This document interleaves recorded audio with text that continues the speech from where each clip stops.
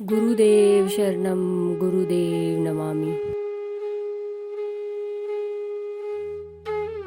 भूखंड के आकार प्रकार और उनके शुभ अशुभ फल। भूखंड को खरीदते समय उसकी मिट्टी का संपूर्ण परीक्षण और चारों दिशाओं का निर्धारण हो तो उसकी सीमा तय कर लेनी चाहिए। आर्किटेक्ट या वास्तुशास्त्री से भूखंड का सही आकार नापकर एक कागज़ पर नोट कर लेना चाहिए। स्क्रीन पर प्रस्तुत भूखंड को विभिन्न आकार के भूखंडों से तुलना करें। अलग अलग तरह के शुभ और अशुभ वास्तु के फल आगे दिए जा रहे हैं। आज के समय में भूखंड का आकार और प्रकार बेचने वाला पहले से ही बता देता है। जिस भी प्रकार का भूखंड हो उसका आकार यानी कि नक्शा कागज़ पर खींच लेना चाहिए, तो आपको पहले से ही दृष्टि में पता चल जाता है कि किस प्रकार का भूखंड लेना ठीक होगा। 27 प्रकार के भूखंड का फल। वर्गाकार भूखंड, जिस जमीन की लंबाई और चौड़ाई एक समान हो और अंदर के चारों कोण 90 अंश के हो तो ऐसी भूमि शुभ मानी जाती है। ऐसी भूमि को वर्गाकार भूमि कहते हैं। इस जमीन की लंबाई और चौड़ाई समांतर होने से बहुत ही शुभ और शास्त्रों के अनुसार मकान बनता है। अगर चारों दिशा और काकोनों का ध्यान रखकर वास्तु के हिसाब से घर या मकान बनाया जाए तो उस मकान की महिमा चमत्कारी होती है। घर में शुभ कार्य आयोजित होते हैं, लक्ष्मी का प्रभाव होता है। ऐसे घरों के दरवाज़ों पर नौकर चाकर और वाहन खड़े होते हैं। आयताकार भूखंड, जिस ज़मीन की लंबाई ज़्यादा और चौड़ाई कम हो और आमने सामने की सीमाएं बराबर हो, ऐसे चारों कोनों में 90 अंश बनता हो, उसे आयताकार भूमि कहते हैं और ऐसी ज़मीन श्रेष्ठ होती है। ऐसी ज़मीन पर गृह निर्माण करना धन, यश और सफलता का फल देता है। ऐसी ज़मीन पर बाहर आंगन, घर के सामने छोटा बगीचा और घर के पिछवाड़े पशुशाला भी बनाई जा सकती है। इसकी लंबाई चौड़ाई से 2-1 अर्थात लंबाई 20 फीट तो चौड़ाई 10 फीट होनी चाहिए। वृत्ताकार गोलाकार भूखंड, गोल या वृत्त के आकार की ज़मीन दुर्लभ होती है। कई लोग अपने बहुकोणीय भूखंड को गोला आकार में ले आते हैं। ऐसी ज़मीन पर मकान बनाकर रहने से धन का लाभ होता है, इनकम सोर्स खुलते हैं और घर में हर तरह के सुख साधन और सजावट की वस्तुएं रहती है। गोलाकार भूमि में फूल और गमले या बाग बगीचे बनाने के लिए जगह पर्याप्त होती है। पटलाकार भूखंड, अगर भूमि की लंबाई और चौड़ाई में 3-1 यानी कि लंबाई 30 फीट और चौड़ाई 10 फीट हो तो भूमि तख्ताकार या पटलाकार कहलाएगी।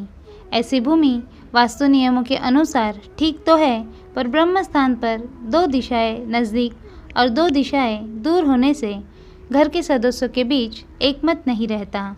अगर इस प्रकार की दुकान हो तो गोदाम आदि के लिए प्लॉट उपयोगी होता है। और जहाँ तक मकान का संबंध है, ऐसे प्लॉट में दिशाओं के लाभदायक उपयोग का ध्यान रखना ज़रूरी है। इस मकान में रहने वाले का स्वास्थ्य और मानसिक स्थिति कभी एक जैसी नहीं होती, कभी शुभ तो कभी अशुभ होता रहता है। त्रिकोणाकार भूखंड, ऐसे तो त्रिकोणाकार भूमि बहुत ही कम देखी जाती है। जिस भूमि के तीनों कोण बराबर हो, तीनों सीमाओं की दूरी भी एक जैसी हो, उसे त्रिभुजाकार या त्रिकोणाकार भूखंड कहते हैं। इसी प्रकार की भूमि कष्ट, दुख और कलहकारक होती है। अगर राज्य सेवा में हो तो कानूनी अड़चन, मुकदमा आदि का डर रहता है। इस ज़मीन पर आसानी से परिवर्तन नहीं कर पाते। वास्तु नियमों के अनुसार करें तो काट छाट के गई ज़मीन बेकार चली जाती है। इसे मकान बनाने के प्रयोग में नहीं लाना चाहिए।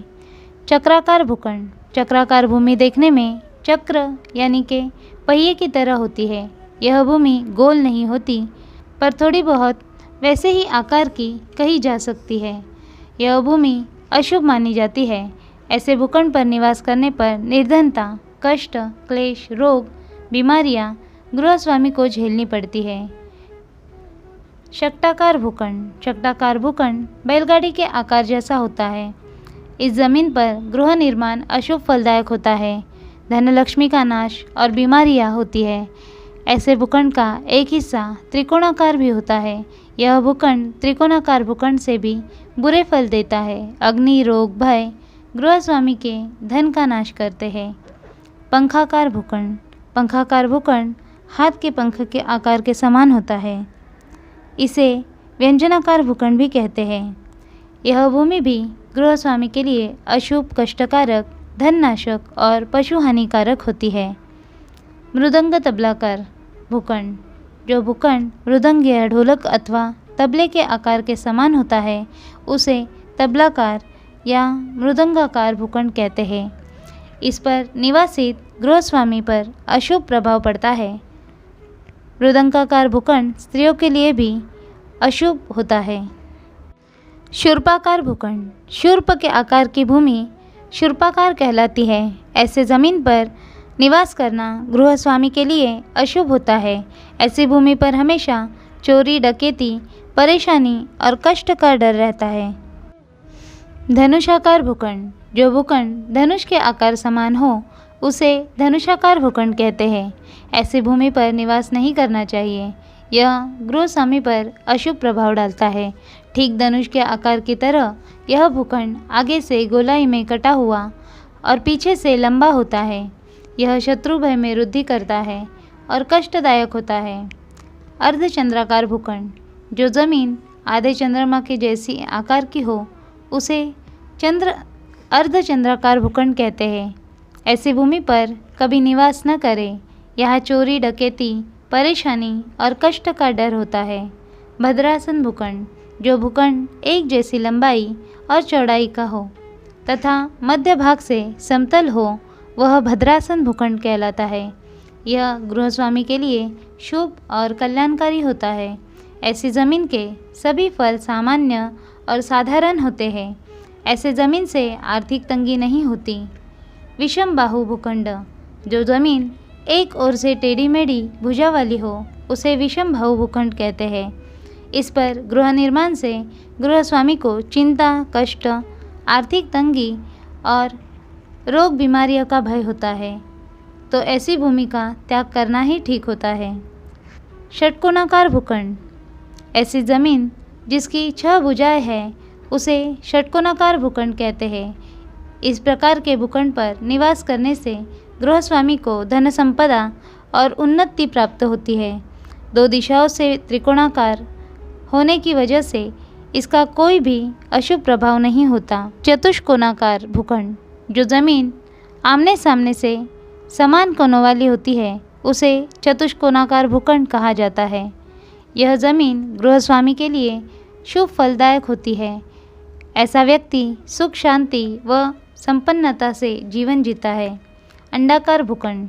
जिस ज़मीन का आकार अंडे के समान हो उसे अंडाकार भूखंड कहते हैं।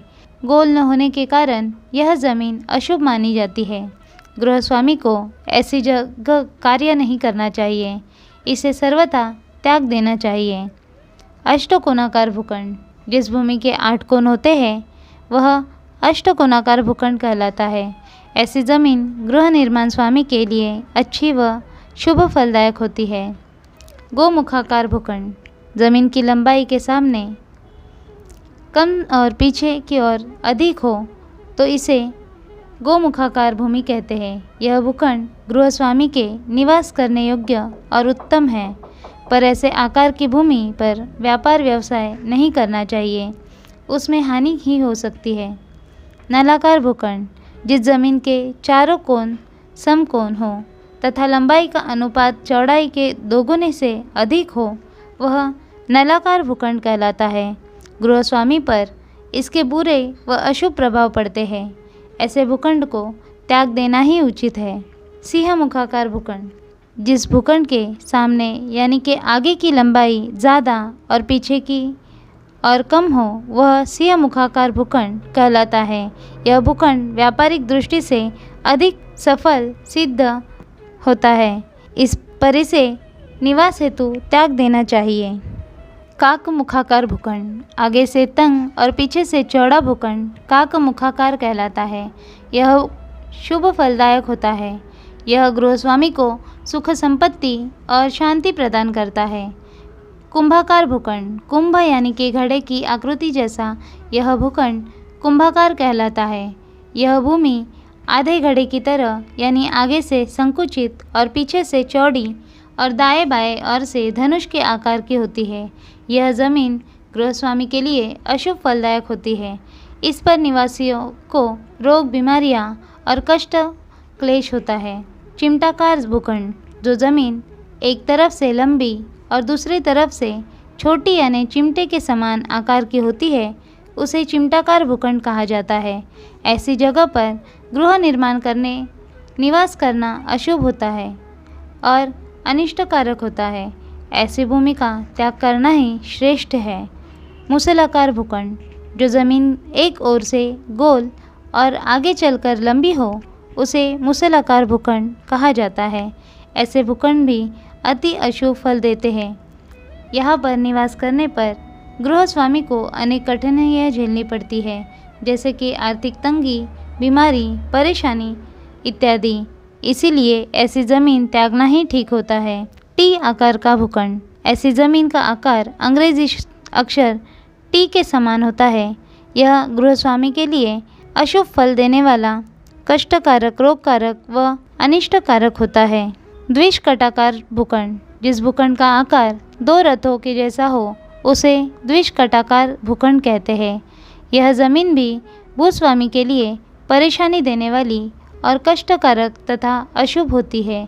इसका त्याग करना ही उचित होता है। आज के इस अध्याय में बस इतना ही। धन्यवाद।